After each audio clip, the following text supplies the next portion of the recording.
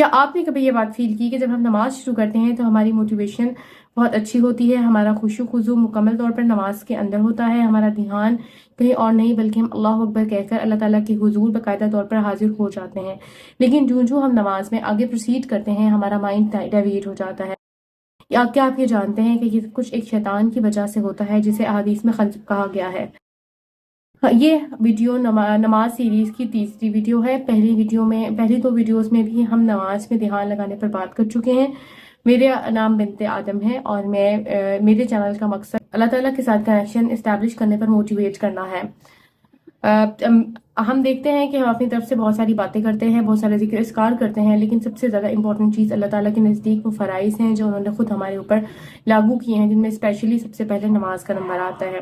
نماز کو جب ہم پڑھنا شروع کرتے ہیں تو ہمیں بہت سارے چیلنجز فیس کرنے پڑتے ہیں، جن میں سے سب سے پہلا چیلنج جو سب لوگ بار بار کہتے ہیں کہ ہم نماز سٹارٹ تو کر دیتے ہیں اور ہم اس میں دھیان بھی لگا دیتے ہیں، لیکن ہمارا دھیان بار بار ڈیویٹ ہو جاتا ہے۔ ہمارے نبی صلی اللہ علیہ وسلم کے پاس ایک صحابی آئے جن کا نام عثمان بن ابی العاص تھا۔ انہوں نے آ کر آپ صلی اللہ علیہ وسلم سے شکایت کی کہ جب میں نماز شروع کرتا ہوں تو بار بار میرا دھیان کسی نہ کسی طرف ہو جاتا ہے، نماز میں سے دھیان خراب ہو جاتا ہے، تو مجھے کیا کرنا چاہیے؟ آپ صلی اللہ علیہ وسلم نے ان کو بتایا کہ ایسا ایک شیطان کی وجہ سے ہوتا ہے جس کا نام خنزب ہے، اور آپ صلی اللہ علیہ وسلم نے فرمایا کہ اس سے بچاؤ کا یہ طریقہ ہے کہ جب بھی دھیان نماز میں خراب ہو تو آپ ادھر ہی اعوذ باللہ 3 ٹائمز پڑھیں اور اپنے لیفٹ سائڈ پر اسپیٹ کریں، یا تھوک ماریں یا پھونک ماریں، گویا کہ آپ ایک نفرت اور ایک غصے کا اظہار کریں شیطان کی طرف کہ تمہیں میں I will not let you to interrupt my نماز۔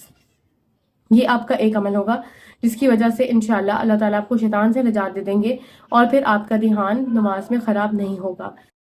دوسرا طریقہ یہ ہو سکتا ہے جو کہ ہمیں نماز میں ایک اور ادب سکھایا جاتا ہے کہ اپنی نگاہ سجدے کی جگہ پر رکھیں۔ جب آپ نگاہ سجدے کی جگہ پر رکھیں گے تو یہ ہے کہ آپ کا دھیان بھی نماز میں ہی لگا رہے گا۔ سجدے کا وہ مقام ہے جہاں پر ہم اللہ تعالیٰ کے سب سے زیادہ قریب ہوتے ہیں، اور ہماری نگاہ جب ادھر ادھر نہیں جائے گی تو ہمارے خیالات بھی ادھر نہیں جائیں گے۔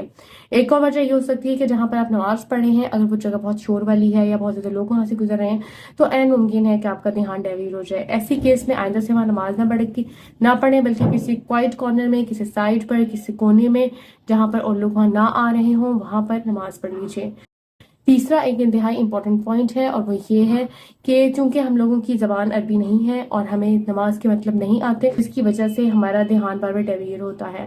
اگر ہم جانتے ہوں کہ جب ہم سبحانک اللہم کہہ رہے ہیں، یا جب ایاک نعبد و ایاک نستعین کہہ رہے ہیں، یا جب ہم کوئی چھوٹی سورہ پڑھ رہے ہیں، یا سبحان ربی الاعلیٰ کہہ رہے ہیں، کوئی بھی جب کلمہ پڑھ رہے ہیں تو اس کا کیا مطلب ہے؟ اگر ہم وہ مطلب جانتے ہوں تو یہ مطلب کا جاننا نماز کی طرف مزید فوکس بنا سکتا ہے۔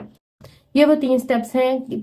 پہلا سٹیپ وہی اعوذ باللہ پڑھ کر تھوکنا، دوسرا سٹیپ کہ اپنی نگاہ کا خیال رکھنا کہ نماز میں دائیں بائیں نہ بھٹکے، اور تیسرا سٹیپ کہ نماز کا مطلب جاننا اور اس پر فکر کرنا۔ بار بار اگر دھیان میں کچھ بھی بات آئے تو اس کو جھٹک کر اپنا دھیان فوراً سے ترجمے کی طرف لگانا کہ جو آپ پڑھ رہے ہیں اس کا مطلب کیا ہے، آپ اللہ تعالیٰ سے کیا کہہ رہے ہیں۔